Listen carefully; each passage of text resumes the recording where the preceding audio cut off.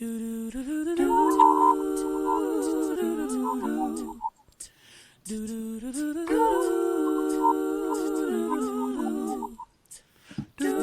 back to another episode of the Book Chapter in Converse podcast. I am your host, Angelina McClinton, along with my amazing co-host. Y'all go ahead and tell the people, hey.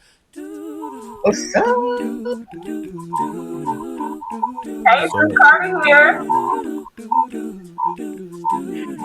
Y'all are so funny. It's been a little second. I hope everybody.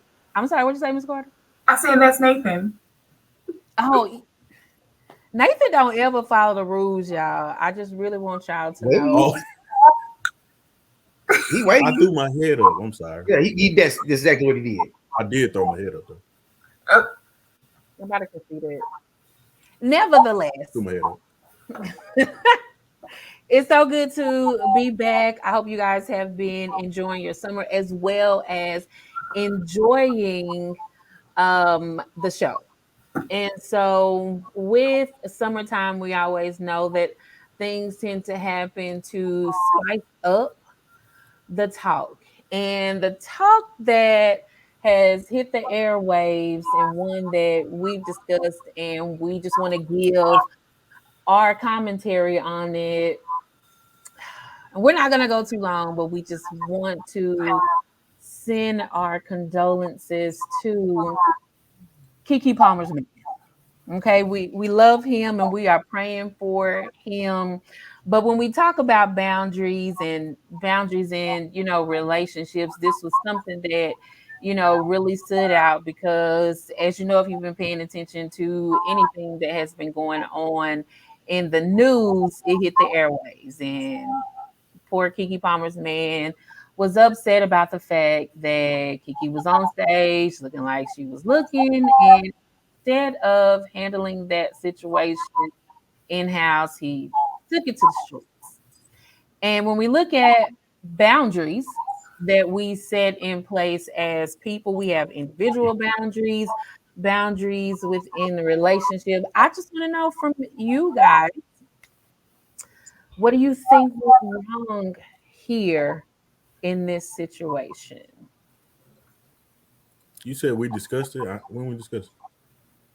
Well, we did discuss it. I was in the However, pre-show when I was late. it was in the pre-show when you was late. I was like, when we discussed it. That's exactly what happened. Y'all see what I put up? Missed that part. In the green room. Backstage. We were backstage discussing it. I was late. Waiting on you. We were discussing it, and we were looking at the different pieces of this, because one of the things that they continuously pointed out, well, that's not your wife, so you really can't tell her what to do because that's not your wife. You have other people saying, well, it doesn't matter what she has on, she can be a good mom regardless to what she has on, because one of the things he pointed out was your mom. So why do you feel the need to wear that and you're a mom? However, he did go back and say that, well, sometimes I act out in my insecurity. And last episode, I believe it was, we talked about, or it might have been episode 2, I can't remember, I can't keep up, but we talked about dating people's paradigms. Do you guys think that his paradigm played a role in this situation? Ooh, that's heavy. I try not to speak on them hot topics like that, but it could be a number of things because we don't know the backstory of the relationship. So I don't know if this has been a reoccurring thing. Has he always expressed needs and didn't get them met in previous relationships to the point he felt he had to just go that far and go to social media, maybe to try to put her on blast and think that other mothers would say, well, yeah, you wouldn't wear anything that you would want your daughter or son, your son to pursue or your daughter to wear. So I think he was using the child as leverage to win an argument, maybe that he probably has lost several times. But for me, don't know her to be covered up a lot, and so I don't think anything changed except maybe he felt like we had the baby, and I'm not saying she's right or wrong. I don't really want to go into that because I think we start mixing holy and holiness with worldliness and culture, and then we only want to do it when it benefits us. Right. Mhm. So everybody starts talking about marriage, but marriage is a holy construct, not a worldly one. The world is just a paper you sign to divide and share assets. It's a legal term. It's not a covenant. So they Right. start speaking covenant things, but they only just like the legal parts of marriage because the holy parts come with other things uh, on the table. So I don't really like to mix that because we don't really value the other parts of a covenant. We just want a ring and then we pick and choose. But I just think that the values should be discussed before the relationship gets deep. Before the Uh, baby. right. And I find it strange that people are even throwing marriage in there. Like, well, you just a baby daddy. You should have married her. Well, when the sex was on the table, what was that? You know. So we're you see what I'm saying? Yeah, So if that I'm was good enough to part of it. we share our bodies, but then we don't share values. As a man, that's on me. Or as the one whoever that person that's at a loss, that's on you. So I think you should really try to when you're pursuing a person, get to know them. Um, and get to know them well before you share your seed. Because at that point, a seed is something you give away. So at that point, it's on them to cultivate and grow it. But you gave it away. Yes, you did. And so that's a tough one. I So wasn't in the green room. I wonder, did they date I before didn't they, say before they decided to come together, before they laid down Right, together, before they had that child together? What did you know about this person? right. But I'm not gonna go to that whole dating thing. And I'm just say, there's so many different factors. Like you said, we don't know the Mm-hmm. backstory, we don't know the No factors. backstory. And I'm gonna tell you, she just had this baby. People postpartum is real. And people in postpartum do odd little crazy type of somewhat out of character possibly things like that. That's all I have to say Right, about that. Now why he had to felt the need to put their business out there instead of just having that conversation with her, I don't know. right. If he thought And that was I don't think you can force values where you didn't put up boundaries. So he has a value maybe of what he would think a mother is, right. but he didn't put up the boundary to say, I don't sleep with women who don't share my value. So he's late to the party, you know, it's still shared trying to get women. in at the same price. They didn't change, they upped it. Well, the So common denominator is us. Shit. I think if it had to be anybody else, we probably wouldn't be hearing this. We man, probably wouldn't be having this Ah, conversation. true, because Uh, ah, because I think Angie said that earlier that he posted later on something about his insecurities. The problem was Usher. I don't think it had anything to do with her outfit because you can go to his social media platform, you see some other things that she's wearing that he has no issue with. I think that when he saw her on that stage dancing with somebody that she clearly has and could have direct access to because of her celebrity status, and he is, it was like, oh, dang, she could have Usher. But the thing is, does Usher want her? That's the question. I mean, could it have not just been him doing what he does? I'm putting on a show. he was She was in performing. the Yeah. audience. I know Keke from the industry. I think she was there to celebrate her birthday. I'm gonna sing to her. We're gonna dance a little bit. And for him, that was it. That was all. But something happened Right. in old boy. He was like, wait a minute. She could really have. I think it was the insecurity. Like she want me, but she could be with that. And I like I said, I don't know his background. I don't know what he does. I don't Yeah, know it's what kind hard. of he does. I don't know if he's in the industry, if he does something outside of the industry as far as that. But I think, especially when you have a woman who probably, I'm gonna say probably because I don't know, makes more money than you do, and probably brings home a little bit more to the table than you do in that particular respect. Because I'm sure as a man, there are other things there, not as I'm not sure. As a man, there are other things that we do bring besides finance, if that's the situation that you're in. Right. But I really do think it was a case of the insecurities got the best of him.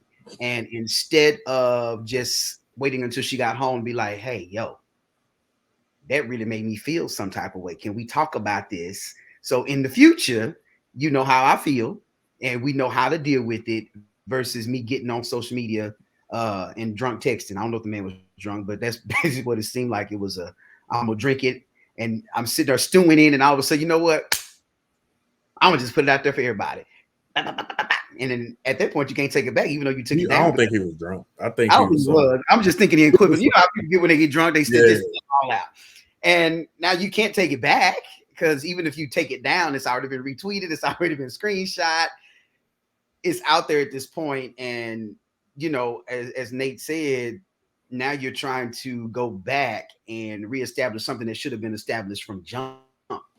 You didn't set the boundary, though. Hey, I don't mind you going out with your girlfriends, all that kind of stuff, but as your man, these are my expectations. And when I go out with my guys, what are yours? It's not just me telling you what I expect and you not also letting me know in turn what you expect, so we can both be on the same page, so we can both make sure that we have a good time within the boundaries that we've set. We don't embarrass each other, and at the end of the night when you come home, I can still look at you and you can still look at me Mm-hmm. without doing this, because we both mad at each other because of something that we've done that we never had a conversation about. Right.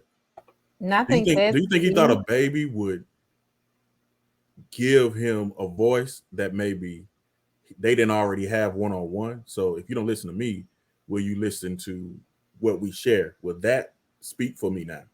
Because it could be a case either in their relationship or a previous relationship where I expressed the need and it went unnoticed, Hmm. or I expressed it several times and somebody refused.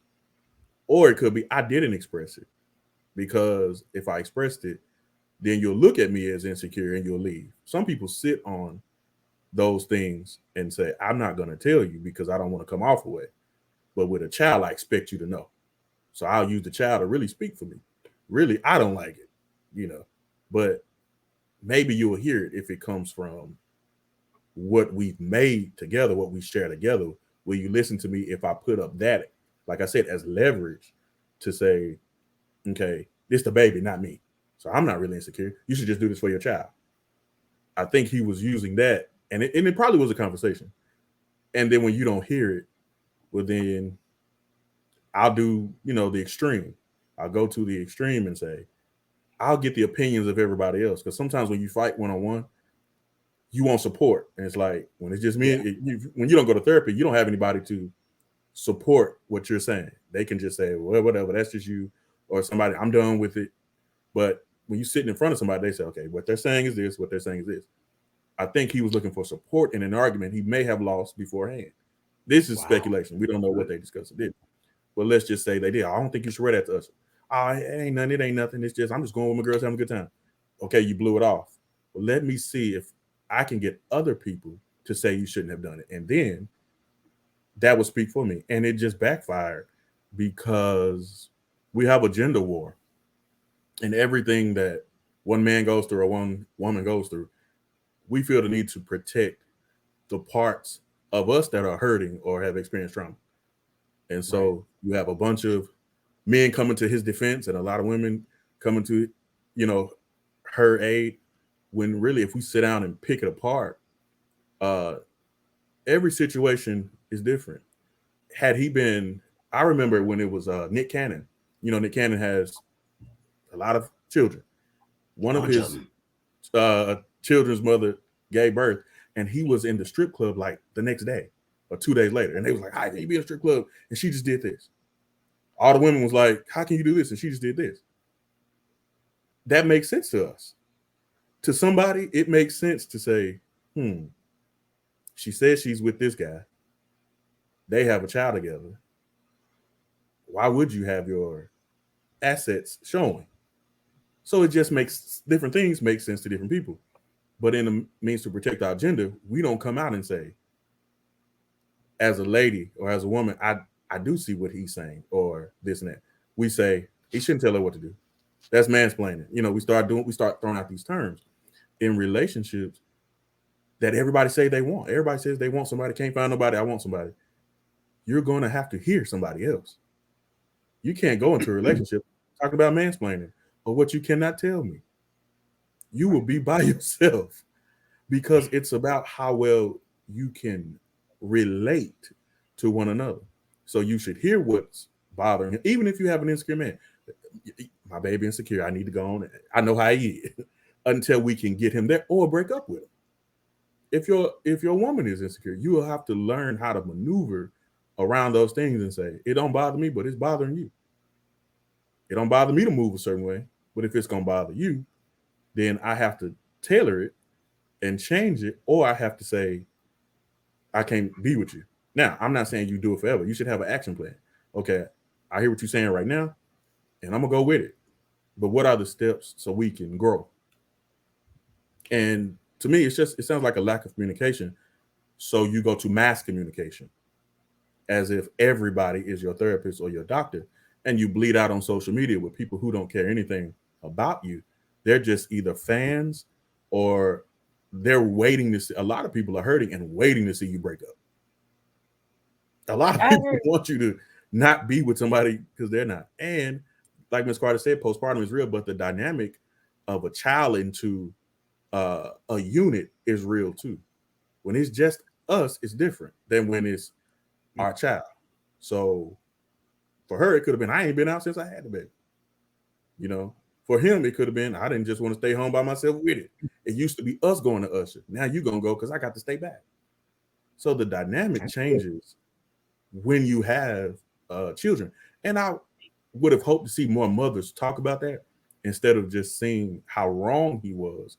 Let's just talk about the dynamics that hit and the factors when two people come together and try to relate instead of saying, well, you should have married her, or you should have done it. Well, obviously he shouldn't have married because this will come out in a Would that have changed anything is a question. It doesn't change it. Would have stopped her from going to Usher? Right. Marriages seal the values that you have.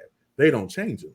So whoever I am and whoever you are, what you're saying is I take you, you take me, and we seal it and we morph into one of shared value, but what was separate is now grouped.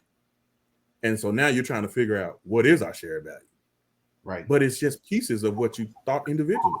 Because if they were sharing it and he knew how she was and she knew how he was, yada yada, he would have probably popped on her tail and say, "Have fun."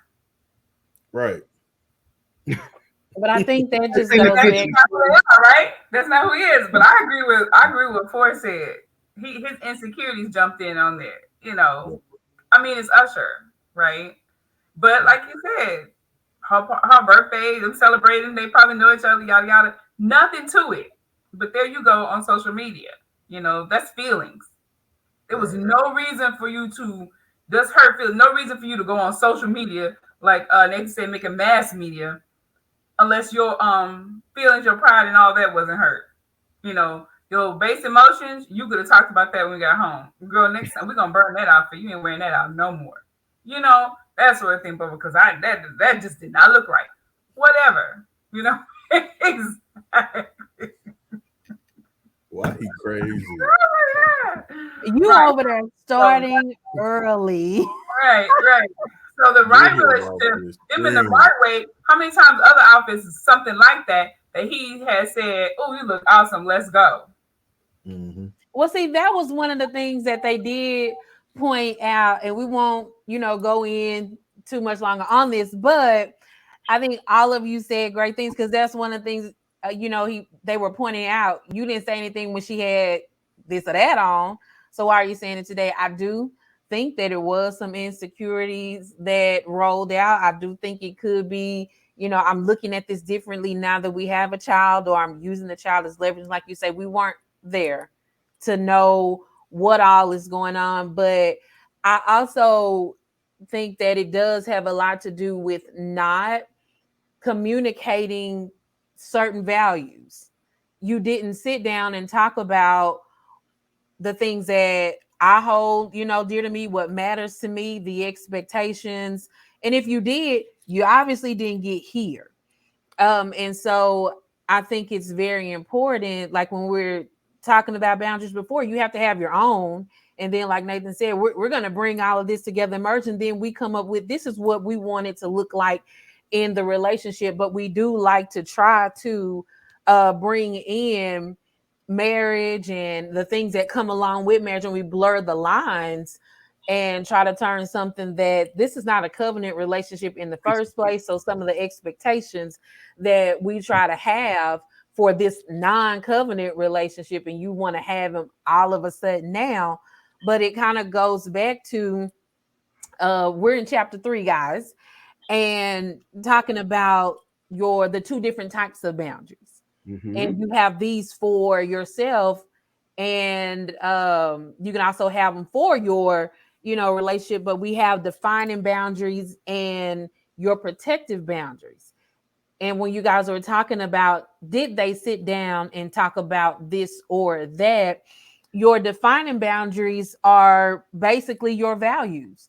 So I think it's very important, if you don't even know your values, to understand that you're going to mess up in a relationship anyway, because you don't know what you value. You don't know what's important to you. And just the book itself just states that your defining boundaries are values that establish who you are and who you're not.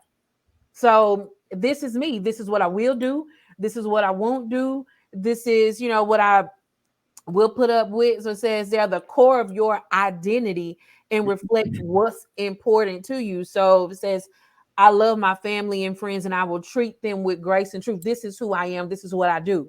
So if this is what I value, then I'm not going to be with somebody or connect myself, whether it's a romantic relationship or I'm friends with somebody. I'm not going to uh, be in connection with you, or it ain't gonna work if you go against this value. Or if it says, I follow God in his ways and will always live my life in him.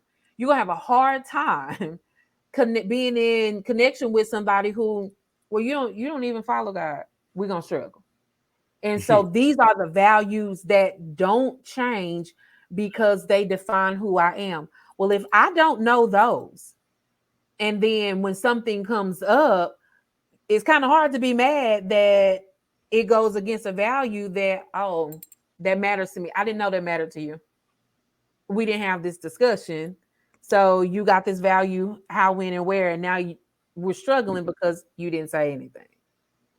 And then we have the protective boundaries, and those boundaries protect the different things in your life. And those are the ones that can change. So it protects your time, it protects your talent, it can protect your money. We always talk about, I'm trying to Man, protect my peace, it Lord. protects all of that. And so that's what we want to look at today, those defining boundaries, why those are important, and then your protective boundaries. And I think a lot of that is what happened in this relationship with old Kiki and the boo, and it happens with us all the time. And oftentimes we tend to, either we don't know those boundaries, we've never even really thought about them, or now that we need them, we don't know how to get them and how to set them up and not move the boundaries. What you guys think?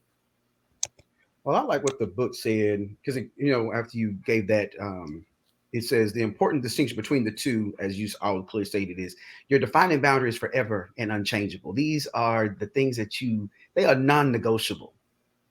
How we have those things in our lives when it comes to getting in any type of relationship, whether it's business, personal, friendship, any type of ship. There are certain things that are going to take place in our lives that I will not tolerate.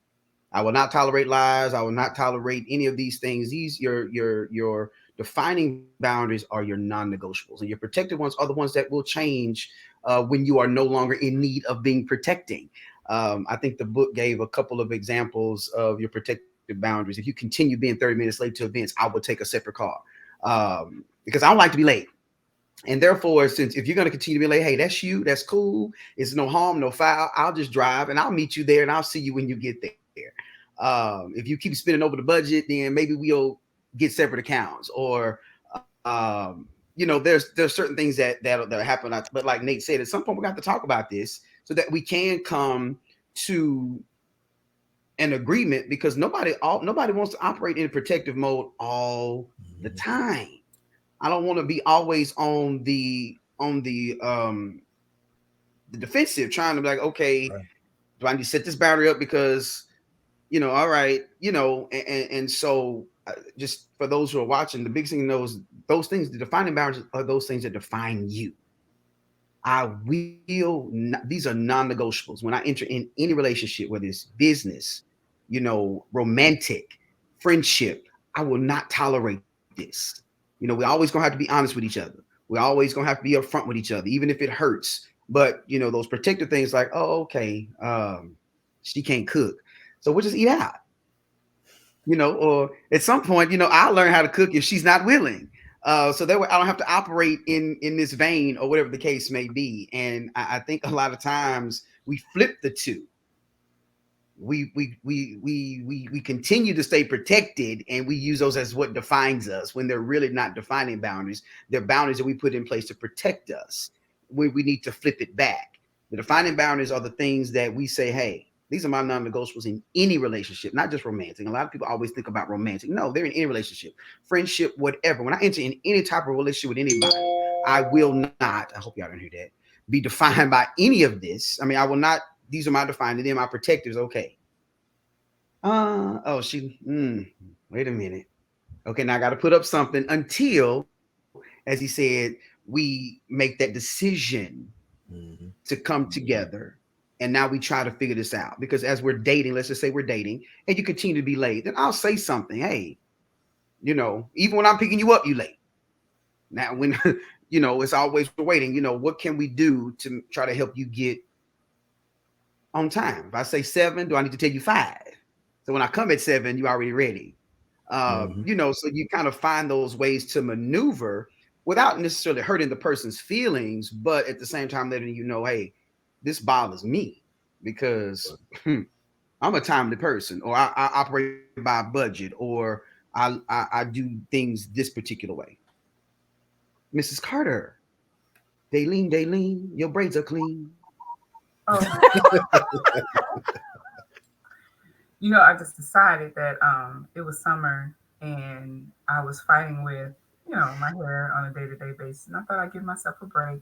And so went to my girl Rochelle, she hooks me up. Um, One of the main things that he spoke of in here is that protected boundaries are different. They are designed to what? Guard your heart.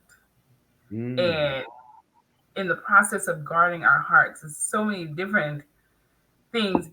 Even, even, who did you say we call him? Kiki Boo? Kiki's Boo? Kiki boo. Kiki's Boo?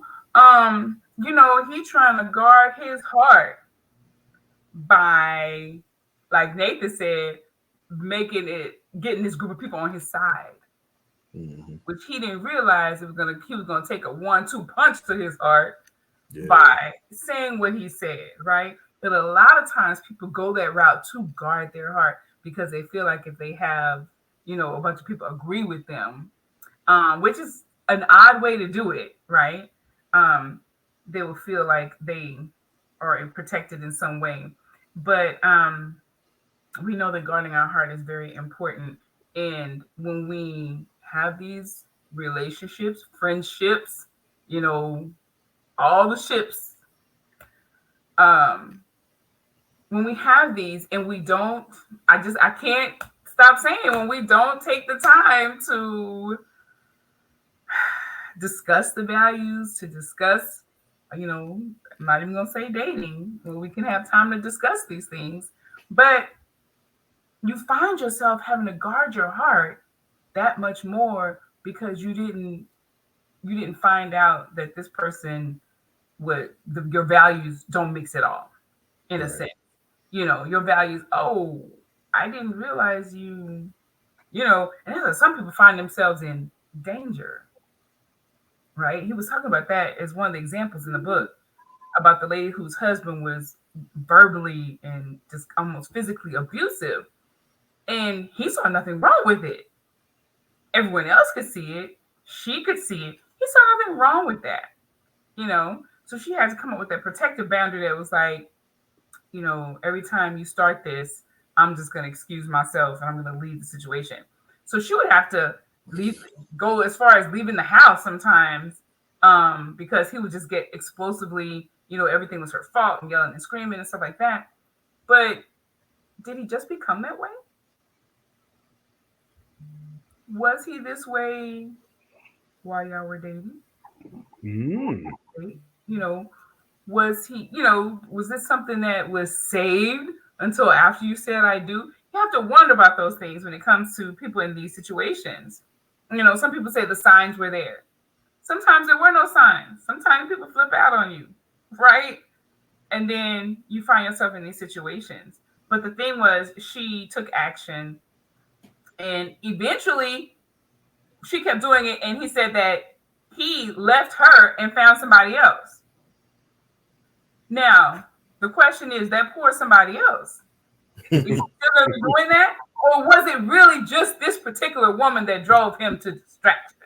You know what I mean? Wow.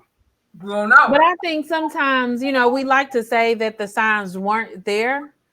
But even in this book, it talked about how we might see something and we'll ignore it, but it's actually a symptom for a deeper issue.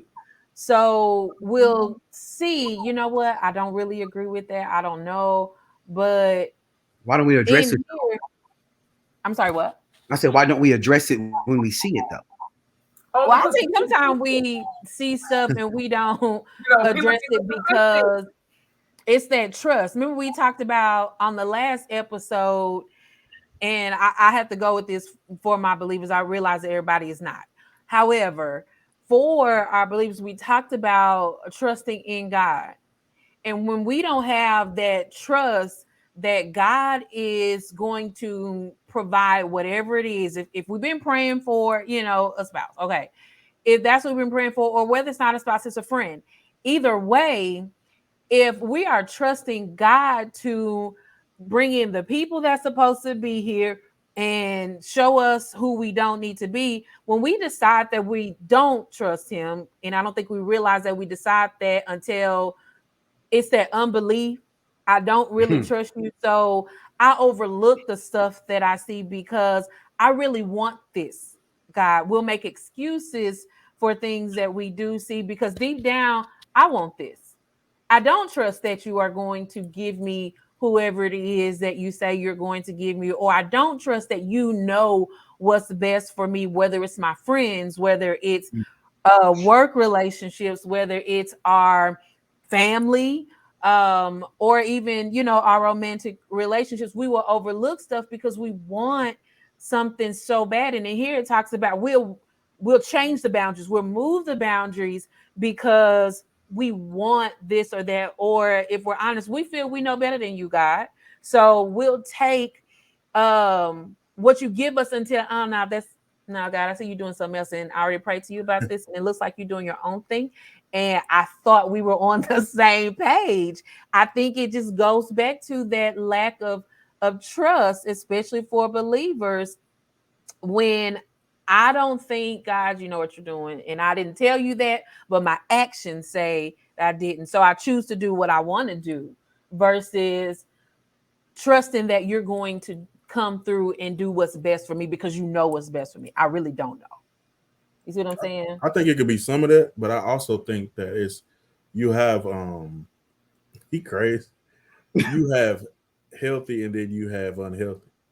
And I think most of us are walking around unhealthy, but we don't know it. And so you have it's not until you get in relationship Ooh, that's with good. another person sometimes you start to see the things you've never clearly defined with self.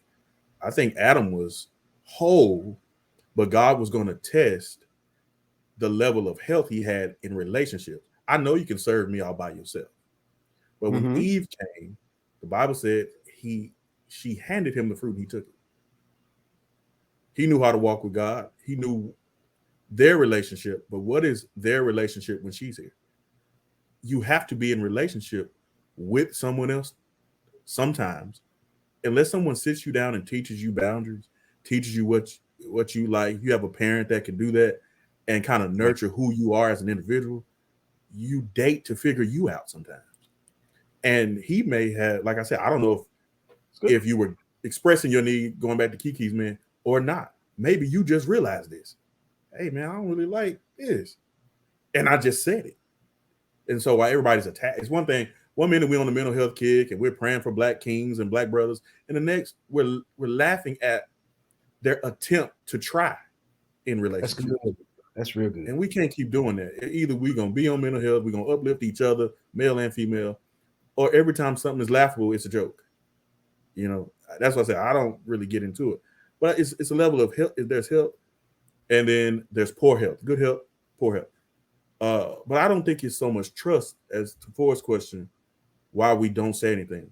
I think the truth of the matter is we are attracted to things we don't value. We actually sometimes have an attraction physically to things that don't, and we're wired that way. There are a lot of women who I can get on Instagram. There are celebrities that they are sexy. I wouldn't marry them. I wouldn't want to be in a relationship with them. But to the eye, they are attractive. And we don't even have to make it about people. A good juicy fat burger can be attractive, and some good fries can smell good, but you know they're not good for your arteries. You Come know on. it. But It's not good for your heart. And you will publicly say, you will publicly declare, I value good health. You will go in, you know, I'm trying to be a healthy person. I value good health. I don't want to be on my sick bed. And we, you know, we're drenched in liquor. Eat that McDonald's. You see what I'm saying? But we value good health. We're drenched in it though, for fun, because we are attracted to the feeling. And that's why Paul teaches us to renew our mind. You see, it's one thing to guard your mind. It's another thing to guard what you've renewed so it doesn't retract and go back. Because naturally and by nature, you are a human. And you were created from the earth, but by the creator. But he took dirt that he had already created in the earth. So you naturally like things sometimes that the earth will like. You can have an attraction to things. I think he was just as attracted to Keke as Usher may have been. That's why he said, I like it too. I just don't want them to like it. So right. and we can go to the church route. I think that's a lot of people's issue with church. They don't understand that as believers, our attraction don't go away.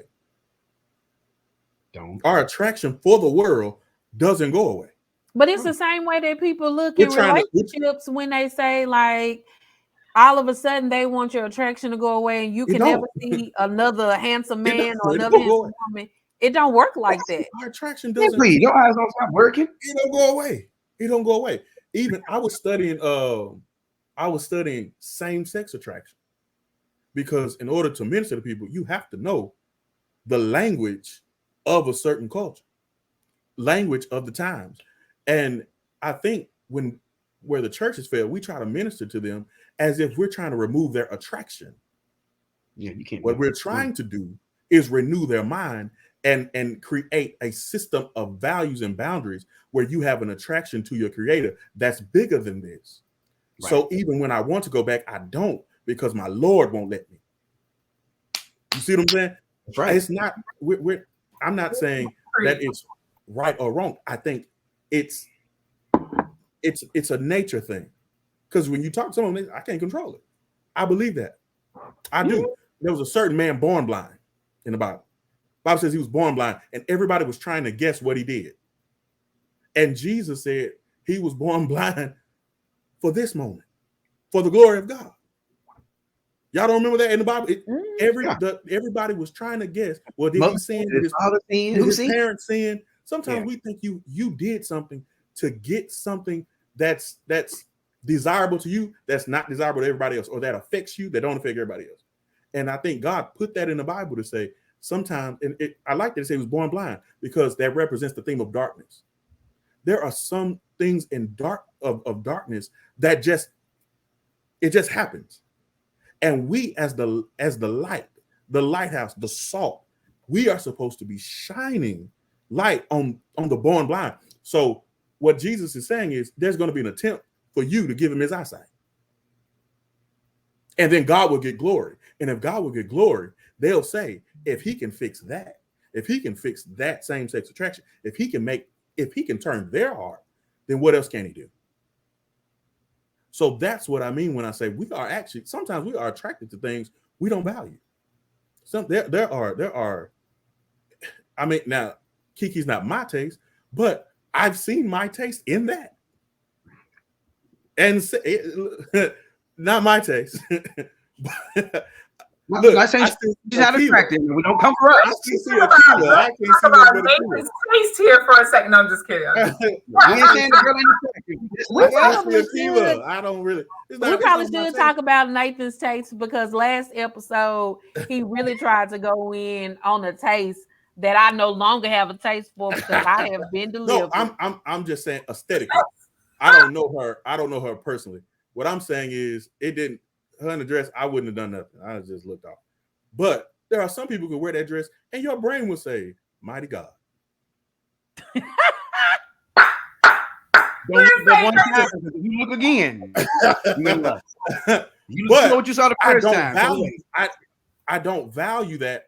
While I say that, I still say my next thing will be probably to say, why though?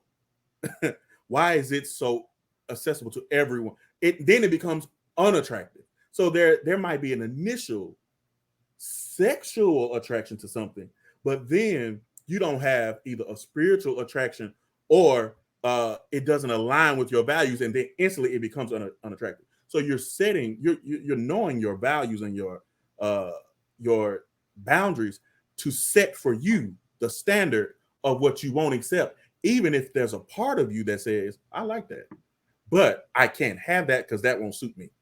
And sometimes we got to be fair. You don't learn that until you're with people, right? Because no one grabs you along and teach. What are your values, baby? Grandma might not teach you that. They taught you the hymns. You might learn how to shell them peas. You might, you learn how to do things with them that old people did. But a lot of our people didn't have it. They learned it together. Look at the divorce rate. A lot of people are learning things together and saying, I can't do this. And we'd be better off. Wholeness would suggest that I've learned this before. So I know that when there's a fruit you're trying to hand me, I can say, I don't want it. I can't take that. Even though I think the same fruit that looked good for food and pleasing to the eye to Eve, it looked the same for Adam. But his value and his boundary should have been different. And that's what the devil gets you with. What's pleasing to the eye? He knows we have that. He knows it. He knows it. Lust of, like you said. Because that would have been a part of if, Adam had said, now Eve. Because, right, that would have been his defining boundary. Right.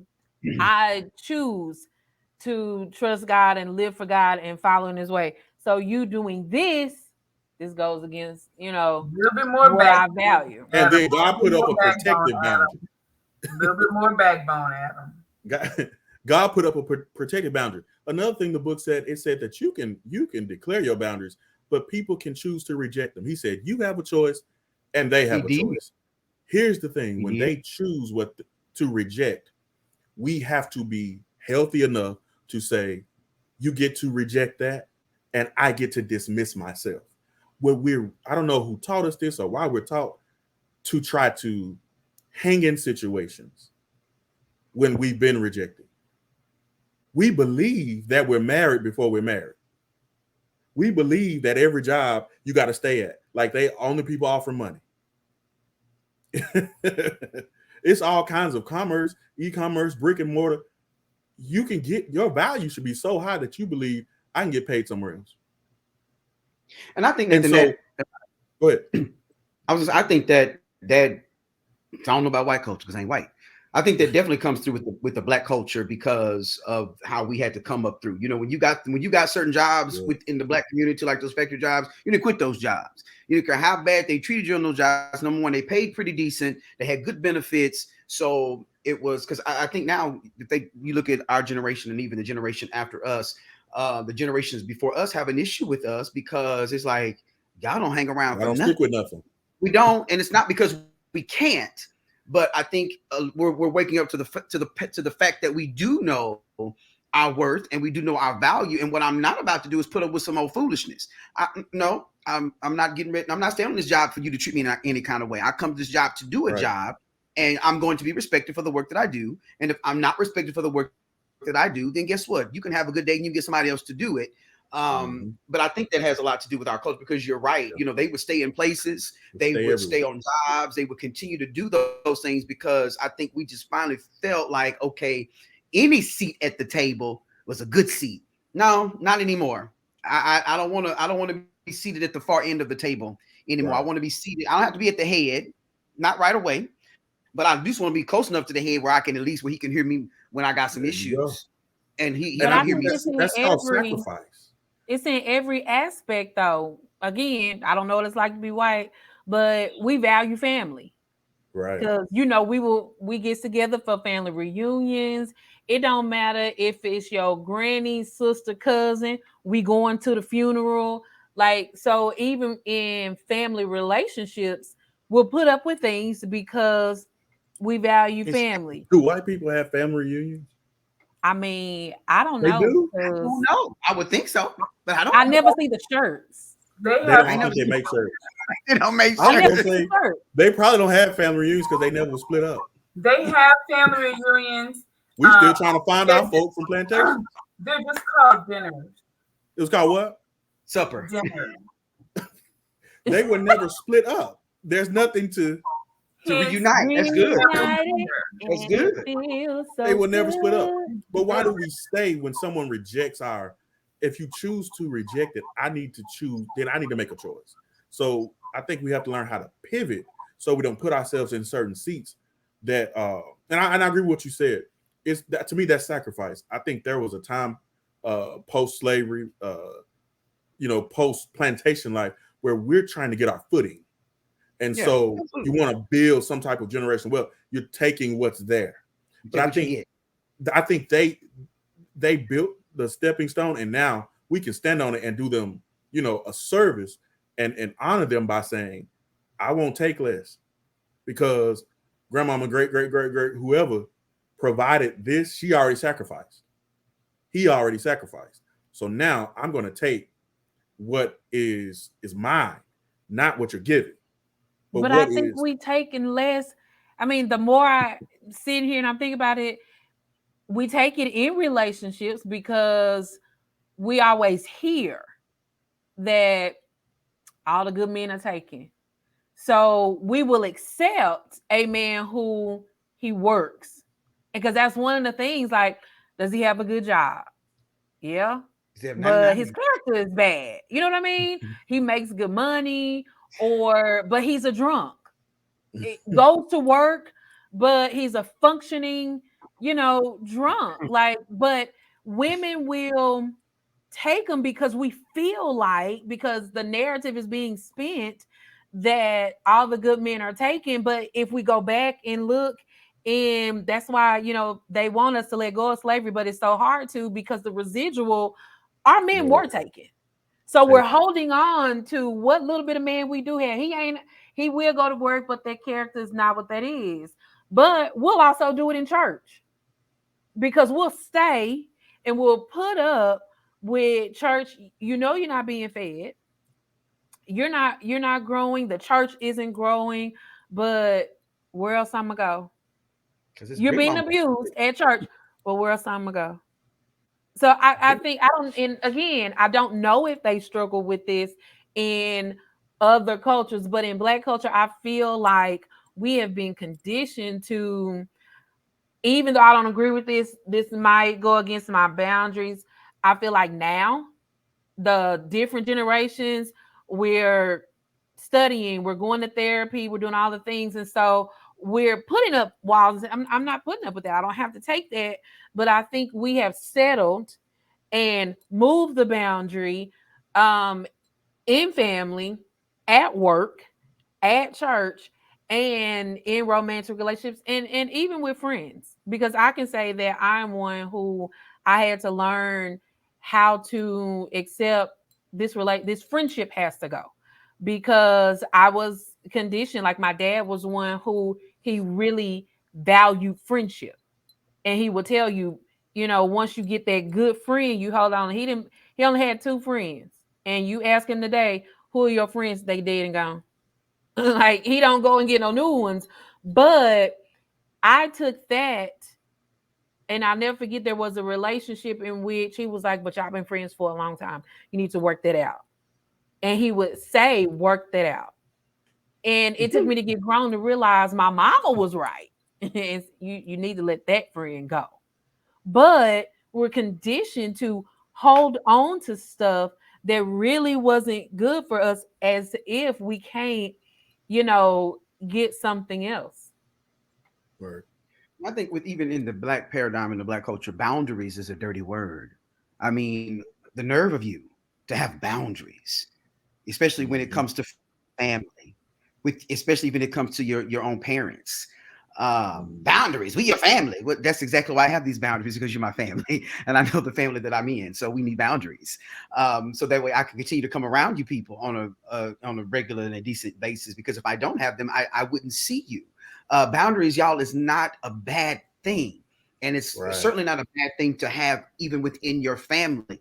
And like we've been saying, it's certainly been bled into our culture, family. And I understand that. I understand the why for that, because of the way that we came on the scene, especially here in this country. Family is important because our families were scattered here and abroad, but that doesn't mean that the family is not dysfunctional. And you ain't got that uncle that's been doing stuff that nobody wants to talk about, but you still want me to come around and pretend like nothing has ever happened. You still want go in there and hug your uncle. No, uncle don't need no more hugs. He's been doing enough hugging. So he don't need to be hugging nobody, especially not my children, because he's been doing too much hugging. But nobody wants to discuss those. And so therefore, yes, I have a boundary. When we go to That's this how I person's ain't house, laughing at. I'm laughing at you you. don't eat their food. You speak, but you don't have to hug them. I mean, I didn't make my kids. You don't want to hug. She don't want to hug right now. I'll give Yanka a hug. She don't want to hug, and she don't have to. We're not gonna, because we have boundaries, and it's not because I don't love you, and it's not because I don't respect your position in the family, but I know things, and I'm not gonna subject my kids to those same things. So therefore, yeah, my boundaries We were protective, seven when we had also be kiss folks defining. in the cheek. They can also be defining in this moment too. They could be protective, because we know Uncle John ain't gonna change. He gonna be who he is probably until the day he die, unless he have an encounter with Jesus. We hope he does, but at the same time, they're defining. No, you don't have to do that. To, Why, Daddy? to Because I your said so. to your point though, uh, I've thought about that a lot of times, and in no way am I going to advocate for a dirty uncle at all. I hate that certain things happen to our young people, because it happens to a lot of young boys as well. Oh yeah. It's not really talked about like that. But I'm going to say that uh, this is not to, if we have a lot of white listeners, hopefully you hear my heart. I Right. think white people took your ability to create boundaries when they stick you on a plantation like cattle, and you're all living in the shack together. You're all young and old were forced to reproduce on breeding farms. Mm-hmm. So and you're related because they're trying to reproduce a field hand, a product that they can sell to another slave owner. And we're all sleeping in the bunks of the slave cottages together. Together. Um, we never were alone. You don't get, just think about being a young girl on those plantations, going through your monthly, and everybody's right there. And this started on the ship here when we were stacked on top of each other. I don't even want to go into all of the things, the horrendous things on the ship, but look it up. But just plantation life created this closeness in Black people that is good and toxic. Mm-hmm. We know how to stick together, but we don't know how to have the boundaries of being apart because we didn't get that opportunity. And then when they let you off um, the plantation and the Emancipation Proclamation is signed in Juneteenth and you're set free, but you don't have resources to live alone.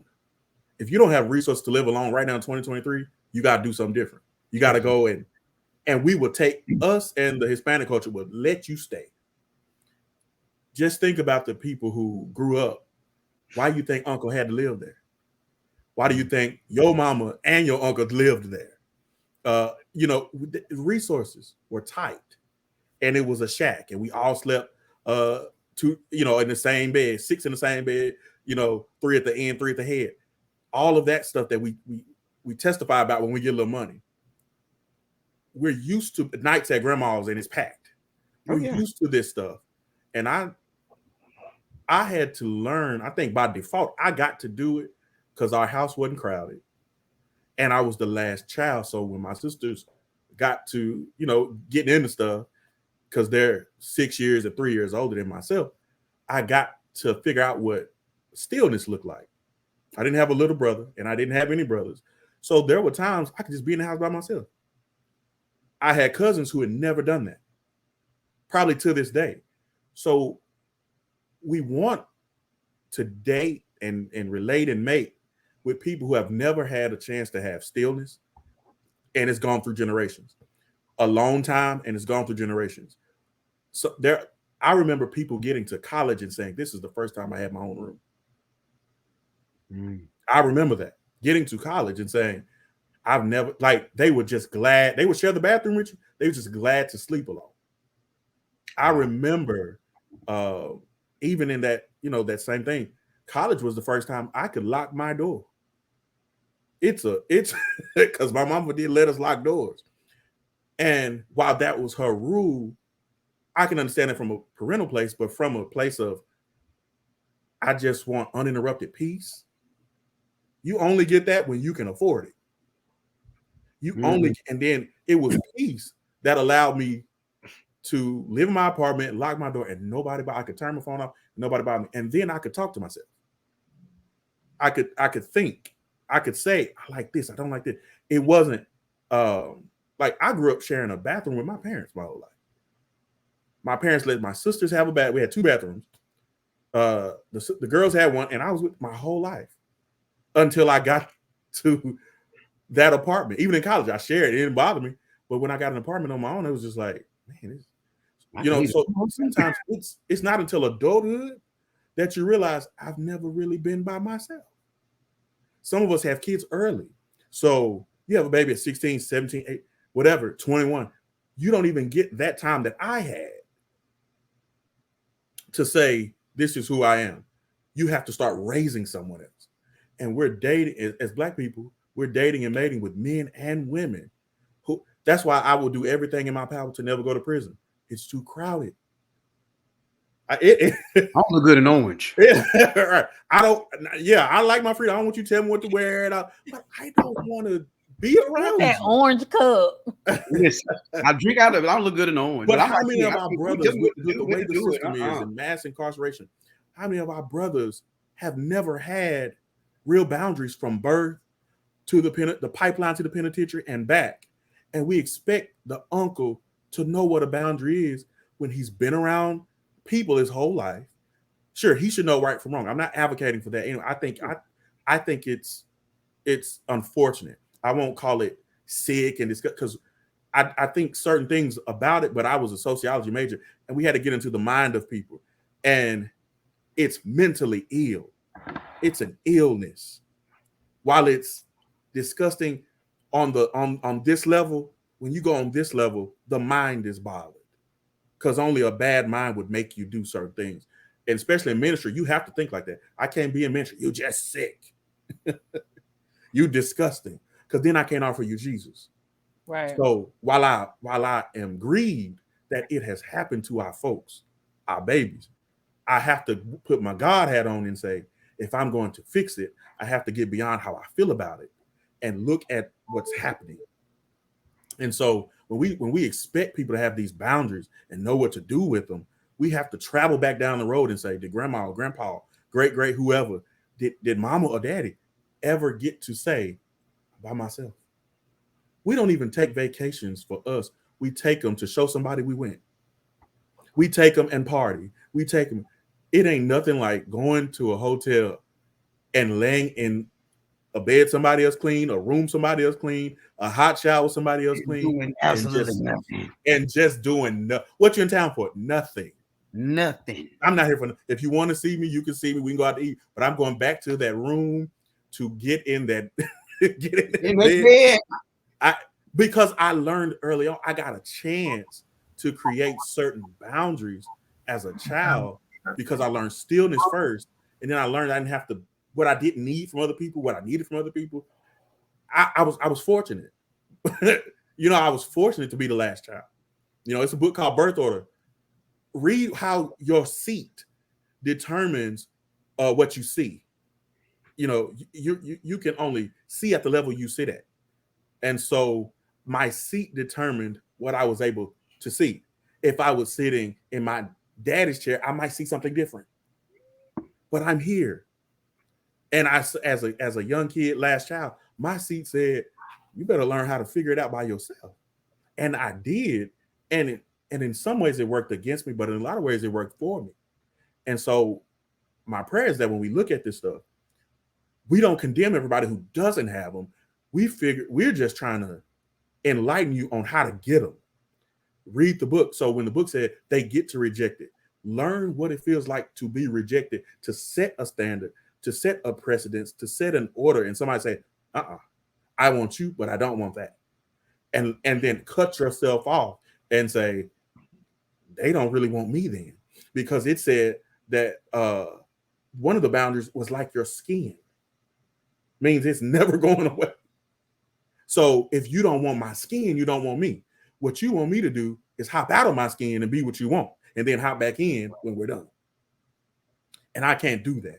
So we have to be very, very, I'm glad y'all brought that up about, the race thing, because, we talk a lot about dating outside your race, and, people think you prejudiced. And a lot of times we're dating what we can relate to based on past traumas and traditions and then future. I don't just like Black women because I like how they look. I know they get me in ways you might not. When I start talking this talk, you don't get it. You see what I'm saying? You're not going to understand. And I can have grace on you because I understand where you came from. Because we come from the same thing. I'm dating somebody else. I got to hope that they can have grace for the Black part of me.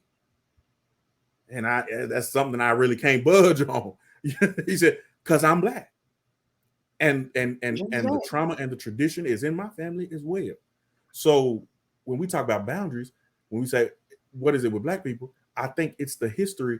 Slavery did more damage than just we got whipped and hung on trees and branded like cattle and all that. It did way more damage generationally than it did to the fit.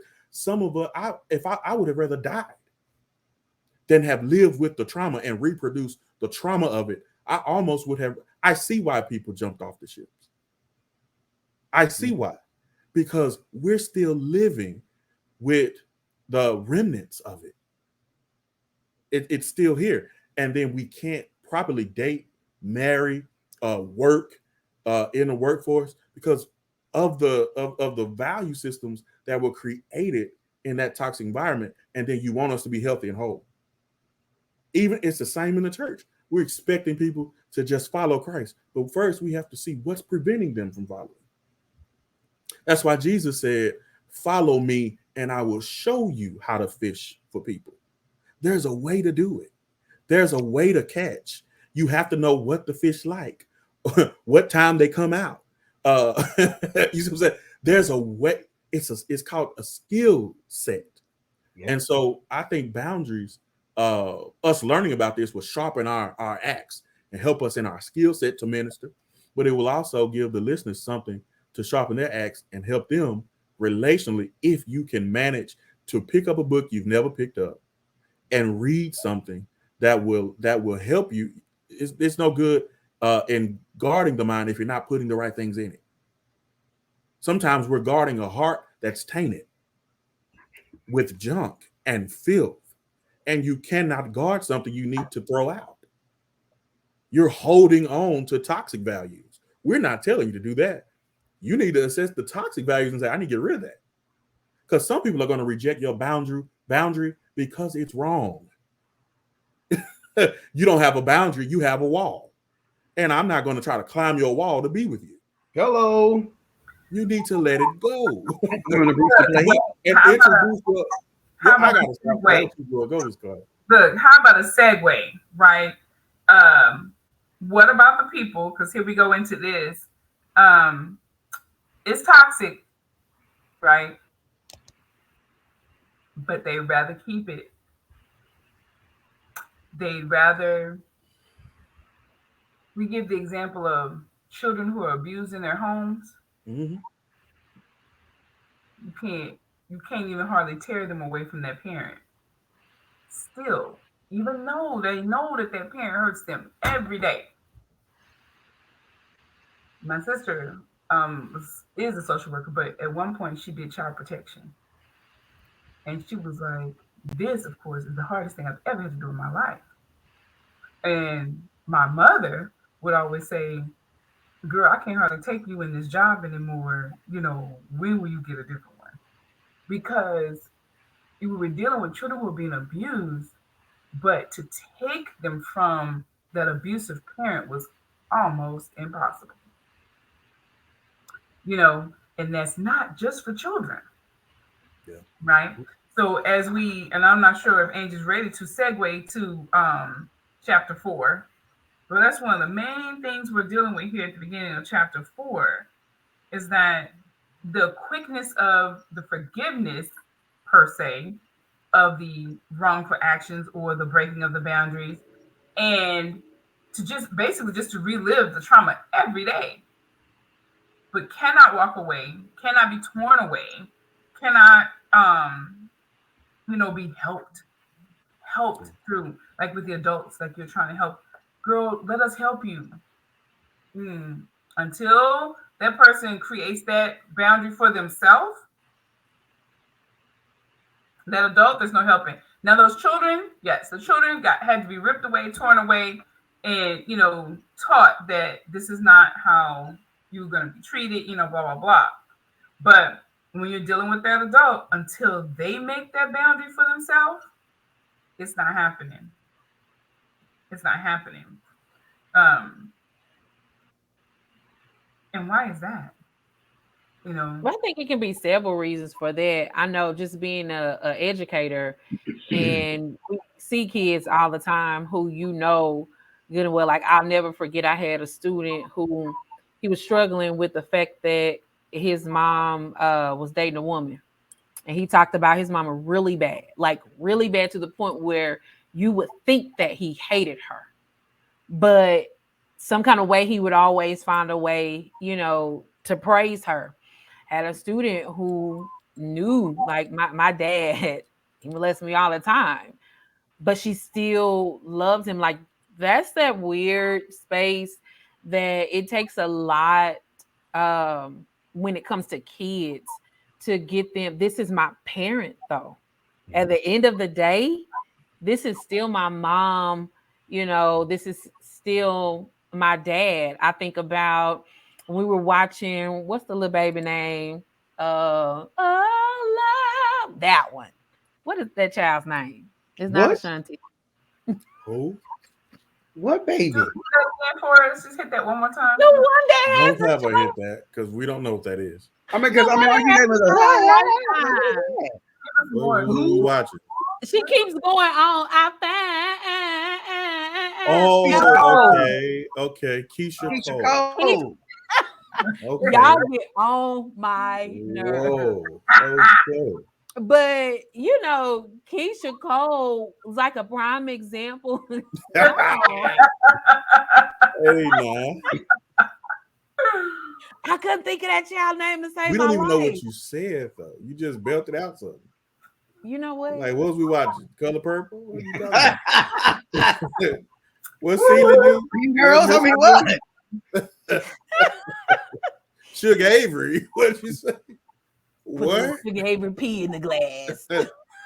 Okay, Sugar. We was like, what? Oh my God. Man. But my point is, she's like a prime example of that, Miss Carter, because with her mom, she was obviously an addict, right? And not that Right. her mom was a bad person, but it's one of those situations where I have to set boundaries with you, mom. But she struggled with that because you're my mom. I, Mm-hmm. I love you and I know you love me. You're doing the best that you can. Your best is not necessarily enough, but I love you. I'm trying with you. I'm providing for you as Mm-hmm. much as I can. I'm putting you in and out of therapy, but there's still a bound that goes back to that family boundary that we struggle to create. But I think it's different reasons depending on the situation, depending on who you're talking about, as to why we'll set a boundary, but then when we know that they're not going to keep this boundary, then how do I still stay in some form of connection or relationship with you that it remains healthy for me? Mm. I don't, or even she didn't have boundaries when it came to a relationship and work. And not to say that it made it right for her husband to cheat, but there were no boundaries there. And so I think though when you talk about not knowing how to set boundaries, prime example, never talked about them. Maybe I don't know what those values are because I really didn't have a chance to sit down and look at me because the way the story was painted, because of who her mom was, Keisha was in survival mode. They left me here to stay with so and so. When I didn't really mix well with my auntie, then I go over to my sister house, and my mindset is caught up on I just want to make it so I can take care of my family because I love my people. But I'm struggling to set proper boundaries because maybe I never had an opportunity to sit down and think about who I am, what I need, what I don't need. And as Nathan said, I think we learned that over time. So we watch Keisha in the movie learn, you know what? I just need to take some time out for me. I bet you do because you've been on the hustle growing up trying to make it because really I just want to make it better for my mom who I love, but she's an addict and it's not good for me. It's draining on me emotionally, but I'm still stuck in that because at the end of the day, you know, that's mom. And when I look at what it was saying in the book about how you have to be okay with when you set that boundary. If they can't stick to it, then you have to move. And you're looking at Miss Carter, well, why don't people move? Because it's their desire to be together. I mean, their attachment trumps that boundary. Hmm. It trumps it. It they want to keep the familiar relationship, their love for that person. Like you say, that's her mother. You know, and like I said, with the parents, with the parent thing, there's you know, that's that next level love right there between the parent and the child and the parent. Um, it's But sometimes even in those relationships, because we ask, well, why does she keep staying? We look at sometimes even though you're hurting me, there's another part of me that I feel like I get from you. So I might tolerate the verbal abuse. yeah. But because there's another role that you're feeling that I feel like I need that maybe I didn't get somewhere along the way. And so I've attached to that. So I can put up with the verbal abuse if that means at least I know you're not leaving me.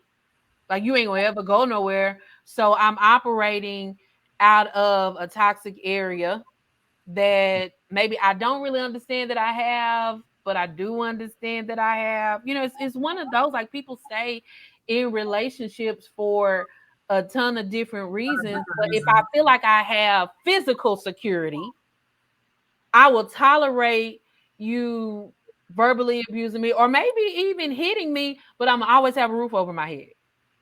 So I'll take that because maybe I haven't had that growing up. I didn't have that security. So maybe I was bounced from place to place to place because I grew up where we didn't have a home, or we might go have to stay with auntie, or we lived in our car. But with you, at least I know you are going to work and you're not going to leave me. So I'll take some bumps and bruises and hopefully you don't break my jaw too bad. Like, and I think some people stay out of that, but I think we stay out of lack oftentimes. or fear. I think it's you can't like bottle it up into one, uh, especially depending on age. So Right. a lot of people are conditioned to believe certain things before trauma happens to them, or trauma has been from that's since they can remember. So this is normal, and then you're trying to tell someone something isn't normal and it's normal to them because since I can remember, this has been my life. So even trying to get them to see that is traumatic, Mhm. it can be hard. So you can't really. I would just say therapy, uh, and I know that's a buzzword now because we ain't talking about how you can afford therapy, the options for it, who can you reach out to. I think if you're going to be in a relationship with someone like this, I think you're going to have to see what you can do. You're going to have to uh, hold what you can and see how you feel. Is it wobbly when you hold it, or are you still steady? You know, can you afford to hold this? One of my favorite movies of all time is Antoine Fisher, Mine and too. yes, I love it. I think the acting was very very stellar, and even for Denzel to be supporting but still shine through in that role, it's a lot of lessons. Just and I remember going to see it in the theaters, and I had to be in like I don't know seventh grade. I was young, but one thing I could say about Cheryl, the girl that he liked, she could tell something was different about Antoine, but she had patience with him. She knew she could afford to do it because uh, her father was a Vietnam vet, and so she had lived with someone who had a sense of trauma and had gone to therapy. So while Antoine Mm. was hiding, what he was doing, going to see Denzel as his therapist, she knew because she had been trained to see certain things. You're going to have to get someone that's patient with you, but if you're Cheryl, know if you can hold it or not. You know, Right. can you afford to date an Antoine? And I like when Antoine said, "I understand if you don't want to see me or be around me because I know that I'm this." And he had seen a lot of trauma, but Mm. also you have to find your Denzel, who's going to go above the norm for you. Antoine went off after the third session because it's like you dropped me after three sessions, and that's when he goes in there. You need a healing. You need, you know, that's my favorite part because I could feel it. It's like you said you act like I'm gonna be done in three sessions. You're doing the book thing with me. You're doing the protocol, and Denzel says he starts. Hey, we can stay late, and then he says, meet me at you know 4 o'clock next week. You know what I'm saying? Or wherever, no, 1400. He meet me at 1400, and he came. He had to say, if I'm gonna help this boy, I have to go above what other people have done for him. And so, when somebody has experienced a certain amount of trauma that's affecting them to where they know it or they don't even know it, you're gonna have to have a patient person with you, but somebody who's gonna advocate on your behalf and go above and beyond. But for sure, therapy in the form the traditional sense, uh, or a mentor, a guy, guidance counselor, or a friend that can just impart wisdom on you that can walk you through And I think you it. just So, have to be receptive to it as well. yeah. And because sometimes we're not. And when we're not receptive to it, then that's what, runs people away.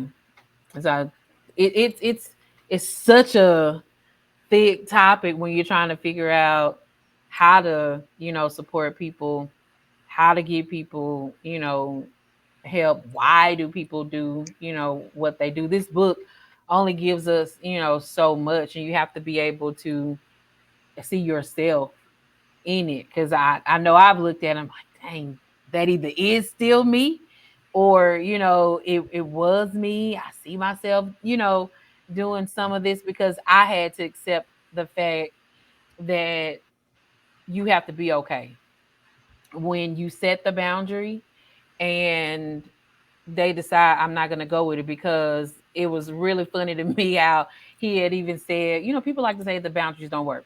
It's not that they don't work, but you have to be okay with knowing that just because you set the boundary, it may not give you the result that you want.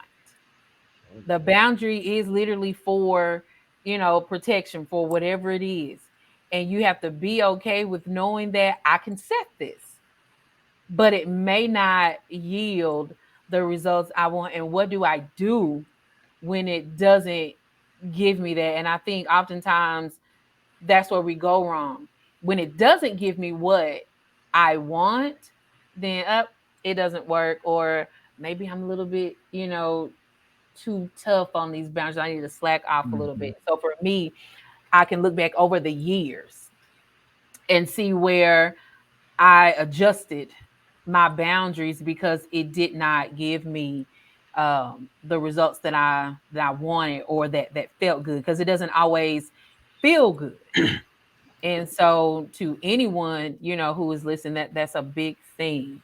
You do not want to adjust your boundaries, especially your defining boundaries. Like Nathan pointed out, your defining boundaries are like your skin. I'm not adjusting the skin. Like I'm not bleaching it. I'm not doing none of that. It is a part of who I am. And so that defining boundary, we have to, look at that and be like, hey, I'm not Now we'll tuck adjusting. each tummy though, if I need to. So before we move any further, Miss Carter, we will definitely go into chapter 4 on the next episode, because I know if we go into 4 now, we'll be on here 2 more hours and the people will be like, okay, now. So I'm all for it, because all of us can talk, and we just enjoy talking to each other, but we know that we can't sit here, all day, which we would love to, though. We would definitely love to. However, we will see you guys again on another episode of the Book Chapter and Converse podcast. Definitely get you this book and get into it with us. We'll be in chapter 4 when we resume.